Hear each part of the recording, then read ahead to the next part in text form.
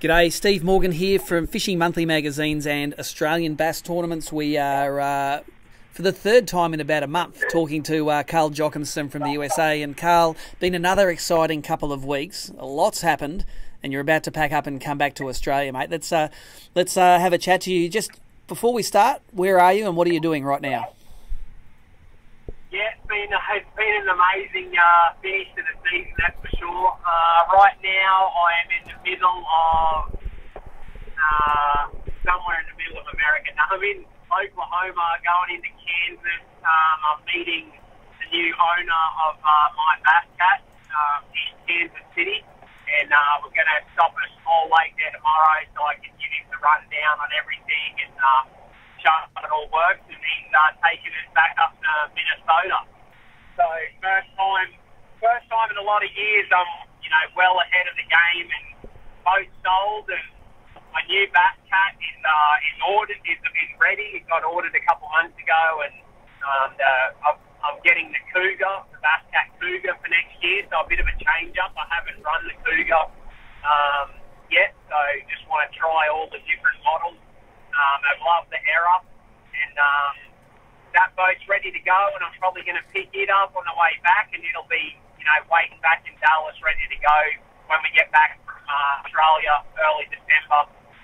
It'll be ready to roll to get wrapped and rigged, and it's definitely ahead of the game it would ever be. Yeah, I know that anyone that doesn't know behind the scenes, I'm always kicking Carl in the bum for being stuck with a boat in January, February of the following year. So it is a real big thing for you from a cash flow point of view to be able to sell that boat, because, of course, everyone thinks that you get free boats all the time, but you don't. You get a good price boat, but you still have to buy it and sell it, don't you? Yeah, that's right. It's it's hard to sell a $55,000 boat every single year, and being with Bass Cat has definitely helped in the past. I've lost money on the sales of my boat, but you just grow. You grow as an angler, and you grow in every aspect of your fishing, and your deals grow better, and then it makes it worthwhile. That moving up to Bass Cat has been amazing, just in as far as the boat goes, and I just absolutely love it as a tournament boat. And then just being able to work with like Kevin Short and Rick Pierce, and they've welcomed me like a family, and it's just good to work with people like that. And I'm actually making money and not going backwards, and that all just helps with keeping the wheels going forward. You'd be probably happy to know also that Bass Cat as a bass boat has got a lot of traction in Australia at the moment. Simo's doing really well with them. Every time we go to a tournament, we're seeing more and more on the water, and I think he might have something to do with that as well. Nice. Love hearing that. Awesome. And of course, we're about to give away a Margay with a 150 Pro XS Mercury at the Brim Final coming up in a few weeks. Now, look, the first thing I want to ask you is the big decision. I noticed you released it on your social media. You've made a decision where you're fishing next year. Give us the good oil. Where is it? We're going to be. We've made it. I got my invite back to the elites after finishing at the top end in AOY and making the championship. So, had an amazing 2 years over at FLW. Really enjoyed it over there. They welcomed me there, and it was a really big growing couple of years for me at FLW. So I have appreciated that, but I've been dreaming about the Bassmaster Classic and fishing the elite, since I was 15, 16 years old, and competing on ABT and watching that stuff on TV, and to get that opportunity and to earn the invite back was a big accomplishment for me, and just with the change-ups that's happened in the industry, there's never been a better time to be a professional angler here in the US, and just some awesome changes over at Bass, and I'm just super excited. The schedule looks good, and I think I know 2019 is going to be our best one yet. Yeah, I think you have got a lot of momentum coming into that season, so it looks great. One final question on the shake-up in bass fishing in the US. Just a question from me. Did Boyd Duckett give you a call and say, Carl, buddy, come and fish my circuit with me because I like you? Yeah, not because he likes me. No, I didn't get a call. I didn't get a call from MLF, and there's they have their reasons of why they pick guys, but I didn't get an invite, which is fine. That's just how they want to run it. I think I'm getting up there as an angler, but I'm still improving and improving, and I wish everyone luck that went over there. I hope they do well, but my heart's at the Bassmaster Elite. I still believe the Elite is the top pinnacle of bass fishing, and the Bassmaster Classic will always be the Bassmaster Classic, and that's been my dream, and I just can't wait to get there one day. Yeah, and I think there's a few Aussies we're all going to jump on a plane and come across when you make it there, so we better start saving, I think. Yeah, I want to see some Aussie flags get waved up in that stand. Yeah, you betcha. I don't know if we're going to get kicked out or not for a nudie run, but hey, someone will try it. Yeah. Now you're coming back. It'd be like Happy Gilmore. It'd be like Happy Gilmore days. You betcha. When the Aussies start coming over. We're lowering the tone of the crowd. We look forward to it. Now you're coming back to Australia. You're going to make the trip back here, and there's a few places where people are going to be able to catch up with you, both in Queensland and in Victoria. Can you run through some of those public appearances? Yep, we're flying back in. We leave actually on Thursday, so I'm trying to get back up, trying to get up here and drop my boat off and get back. But we're spending a few days. We fly directly into Sydney, spending a few days with Ian Miller, Barra, and Julie down there, and getting some stuff sorted with Miller rods and going over everything there. So that's going to be awesome. And then fly back up to Brisbane. I haven't seen my family or anyone for 2 years, so I'm pretty excited to get home and see mum and dad, my sister, and all my friends and stuff, and Chris. So that's going to be awesome. And then I've got that week at home, and then we're doing a hummingbird Minn Kota night at Fish and Bits, my cousin Chris tackle store there in my hometown Toowoomba, where I used to work. So we're doing a big sounder night on Thursday. So Thursday the 15th, I think that is. Yep. Should start around 7 p.m. Check out Fish and Bits Bait Tackles page. Check out Hummingbird Minn Kota's page. They're going to go live on Hummingbird and Minn Kota's Facebook page, so you can watch there. We're going to be talking about my entire setup, how I run my Helix 10, my Megas, the 360, my Ultrex, my whole system of how I utilise it here, and then how you can utilise it at home to fish for our natives. Like, we're going to be going over some Murray cod techniques. I'm going to bring some swim baits home and some swim bait rods, and we're going to go over my outfits and all my techniques for doing that. So that's going to be great. And then we've got the Murray Cod Conference right towards the end of my trip. It's going to be on the Sunday, the 9th of December. Yep. Down in Shepparton.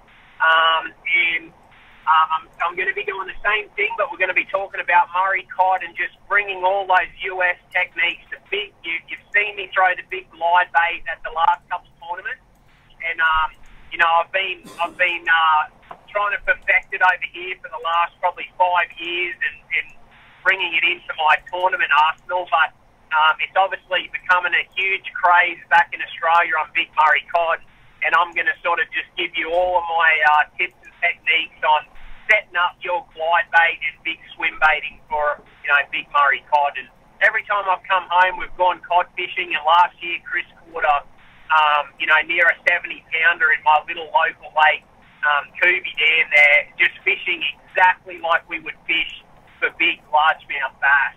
And I know that some of those techniques are going to, really do well. So I'll be down there. Hope to see everyone there. Looks like we've already got a huge turnout for both of them. So come and say g'day and talk fishing. Well, mate, that is a perfect segue to the next thing I want to talk about, and that was you disrupting my sleep patterns again by throwing that big glide bait around in the FLW Series Championships. That was a 200-boat event on Lake Guntersville, home of Big Bass. We all loved watching you get to the lead on that first day, but what I want you to talk about is the challenges you had on that second day, where you were in a bay that was full of fish, but they wouldn't bite. and this is every tournament angler's problem. We've all been to the spot where we've been around the fish and couldn't get them to bite. Just explain to us what the situation was and why you did what you did. Yeah. So I practiced I had 4 days practice, and I started practice on the Saturday, and it was a rainy, cloudy, pretty nasty sort of day. And I fished a lot of the stuff that I wanted to check, and I picked the glide bait up only on the odd occasion. And I instantly, when I picked it up, I caught a 5-pounder on it. And then about every hour or so, when I pick it up, I would get a bite on sort of certain areas where I thought I could get bit. And one of them was a double-digit fish. It was a 10-pound plus fish that bit the glide. And then I basically had to shake it off because there was a couple competitors close to me during practice. So I got all of those bites on that nasty weather day. And after that, the weather cleared up. You got clear skies, no wind, and I couldn't get many bites on the glide bait after that. And the fishing actually got really tough for me in general.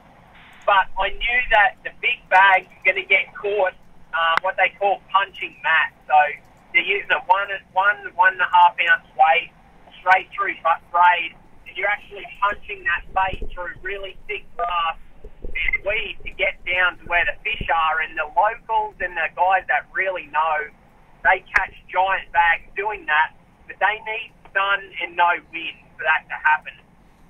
And so that pretty much, I'd watch the weather, and then the first day and the second day of the tournament looked like really nasty weather. So my confidence level went up through the roof, because I knew if I could get those couple of bad days, I had a really good shot of catching them on the big glide bait. So the first day of the tournament, those huge storms came through. We had tornadoes warnings. Very close. Tornadoes come really close to that town, and so they actually cancelled that first day, and which was a good move by FLW. That was a great thing. So now we were down to 2 tournament days, full field fishes both the first day and the second day. And the first day of the tournament, the one we actually got to go out on, I still got a nasty day. So I had cloud, wind, rain, mist in the morning, and ideal conditions for what I wanted, even though that's not actually good conditions for a glide bait. There's no rules in it, and sometimes that's just how it goes.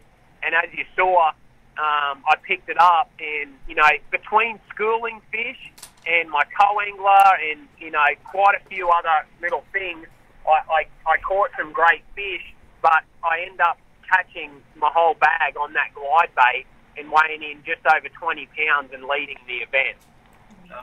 And your co-angler too. Your co-angler was leading as well out of the one boat. That was amazing.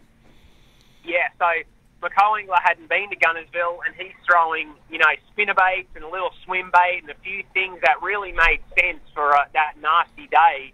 And he had a great bag as well. So I was just around a lot of fish. I went away from the crowds. I went to an area of the lake that there was basically no boats, and there was 580 boats on the water every day since that Saturday. Almost 600 boats on a lake, all fishing for bass.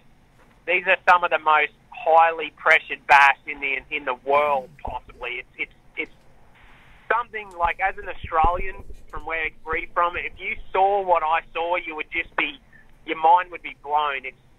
It's crazy how many bass boats are there, and so going into the second day, I'm in the lead. I got 1 day to go, and I got to win this thing. And the weather has done a complete 180. So now we've got clear skies, cold morning, and no wind. And I've been around enough now that I know, I called it to a T what was going to happen. I knew that it was going to get tough for me. The glide bait wasn't going to work, and that the schooling fish were going to get harder to catch, more difficult, and the guys were going to catch them punching. And, you know, I had two options: either go with what I was doing and really try and make it happen and make adjustments as I go, or turn right and drive down to where the mats are and try and figure them out through the day, which is probably more like a 1 in a million chance of like figuring that deal out when you're going against locals that have it, you know, amazingly dialed in. So I had to go with what, even though my gut and, you know, what makes sense told me, you know, to go and do what I know to go and do, I couldn't do it because I just don't know the lake well enough to go down and try and find those correct mats and fish that when I hadn't found it during practice, 4 days of practice. It's going to be hard to find it in that one day. So I turned left and went with what I knew, hoping that those schoolers would kind of help me out.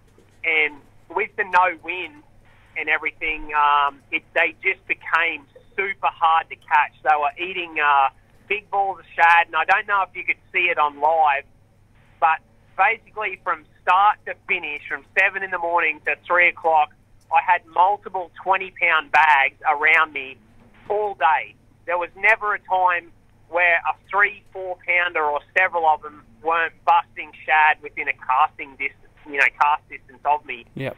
And then straight up early up, I had a 5-pounder just come out of the grass and eat the glide bait and somehow not get hooked.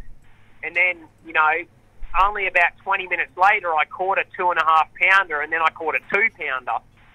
So, you know, in my mind, I thought if I stay around schooling fish and then push the glide bait on the areas I know, I thought that was my best chance of catching a 20-pound bag. And at the end of the day, hindsight, you know, is always great in fishing, but I would have had to have caught a 25-pound bag to win, which is insane. And then, you know, so that made me feel better, but the problem was if I caught 10 pounds, I would have made the Forestwood Cup and my check would have been 10 grand. Yeah. So just the three more limit fish. It's such a tough game in those little decisions, and you can never fish safe in this game, because if you fish safe, usually you'll just miss a check, and you have to really just go for it, and then you can say that you did everything to make it happen, and that's what I did.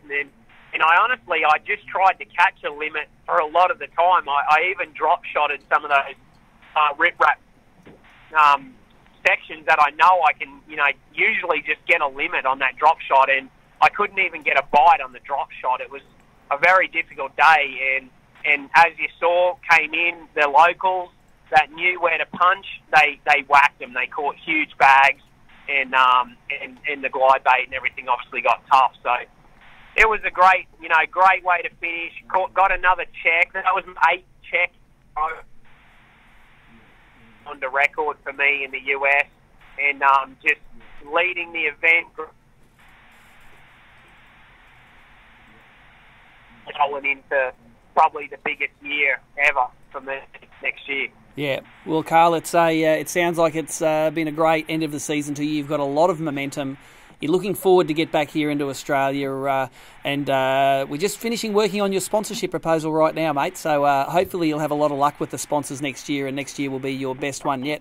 I know that we're working on having your jersey available for sale next year, so we're looking forward to get your supporters something they can wear while they're watching you late at night.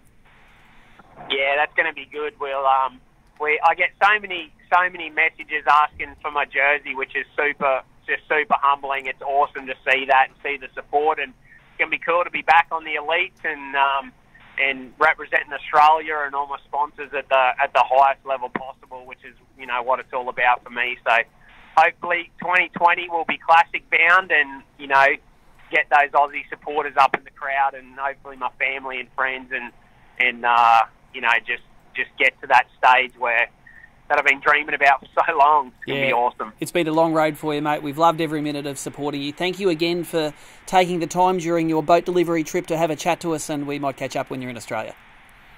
Thanks, Steve. Appreciate it, guys. Thanks for all the support.